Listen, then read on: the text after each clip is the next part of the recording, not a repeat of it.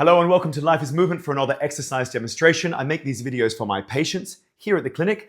However, if you're not a patient and you find any of these exercises valuable, you're of course welcome to use them as you see fit. Just please make sure you do so safely. So this is another exercise I give in the early stages of shoulder rehab, particularly issues related to the rotator cuff. And I've made previous videos about isometric abduction exercises that can also be really valuable at this stage.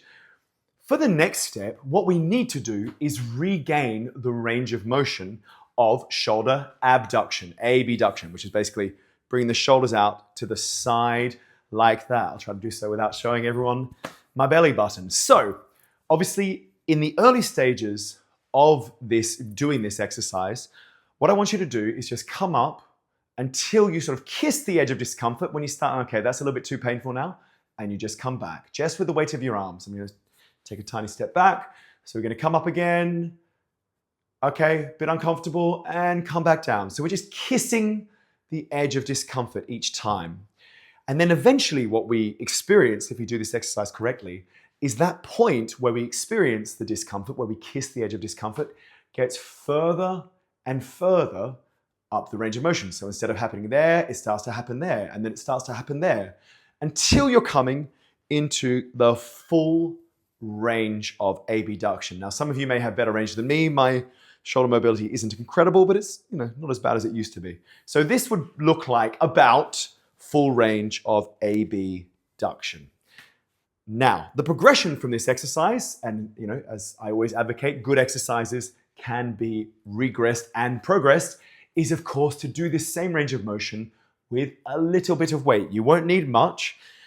So only once you can do the full range of motion of abduction, you're gonna grab some tiny weights. These are my favorite weights, the 0.5 kilos each. Each of these weighs about a pound. Just hold them in my palm, and we're gonna do the exact same thing. Come up into full abduction and all the way down. Now, what some people do experience is that when they do add a little bit of resistance, even a small amount, that pain starts to begin again. So in that circumstance, I advocate for continuing with the non-weighted, a bit loud, advocate for continuing with the non-weighted version, hands-free, and you're gonna do the same process you did for the unweighted version with a small amount of weight. So you're gonna come up into abduction to the side, fine. Oh, that's a bit uncomfortable now with a bit of weight. So come back down, and then you're gonna keep on kissing the edge of discomfort until it gets higher and higher and higher, until now I can do the full range of motion with a bit of weight. This exercise I absolutely love, and in my opinion, is infinitely scalable into just a standard shoulder exercise. I personally do this exercise when I'm working out my upper body with a couple of relatively light dumbbells, 7-8 kilos perhaps, maybe like 15 pounds.